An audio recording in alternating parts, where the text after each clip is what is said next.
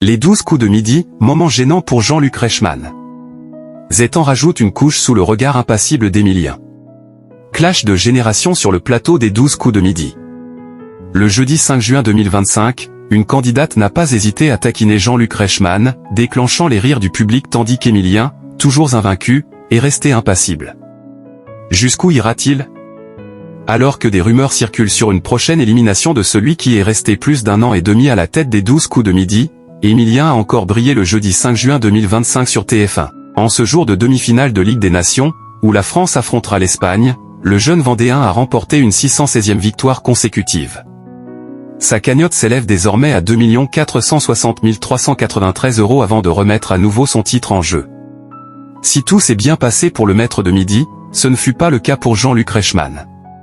Ce dernier a été chambré à de plusieurs reprises par Anne-La, une jeune femme venue de Saint-Laurent-du-Var, Alpes-Maritimes, pour tenter sa chance. Les 12 coups de midi, un choc de génération. Cette barmaid, qui a voyagé en solo en République dominicaine, a tout d'abord beaucoup amusé l'animateur. Il y a mon accompagnant Patrice, Patoche, la cloche, on l'appelle, a-t-elle présenté son meilleur ami, qui assistait à l'émission en visio depuis Marrakech, Maroc. Coucou. Anne-La, fait péter l'étoile, l'a-t-il encouragé sous les rires du public, en référence à l'étoile mystérieuse que celui qui se qualifie pour la finale doit découvrir. Plus tard, à l'occasion d'une question sur le tubo Les filles du groupe de rock Au bonheur des dames en 1973, la star de la Une a demandé à la candidate si elle savait danser le twist. Certainement pas, a-t-elle rétorqué. Comment ça ? Nous à l'époque, on dansait le twist, s'est-il justifié. Z des 12 coups de midi, waouh, le scut. Ah bah plus maintenant. C'était il y a 8 siècles, a-t-elle lancé avec un grand sourire.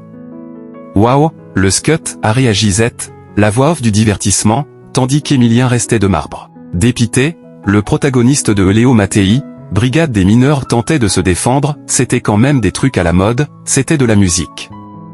Puis il a cherché du soutien du côté des deux autres participants, Olivier et Morgane. On était comme des fous avec ça, a-t-il poursuivi avant de faire quelques pas de danse. Anna a finalement été la première à quitter la partie après avoir perdu son duel. Vous deveniez ma copine malgré que vous ayez dit que j'étais très vieux, lui a rendu hommage Jean-Luc Reichmann. Et son interlocutrice de nuancer, non quand même, je ne l'ai pas dit ouvertement, j'ai dit, il y a des siècles. Une dernière remarque qui a égayé à nouveau tout le plateau.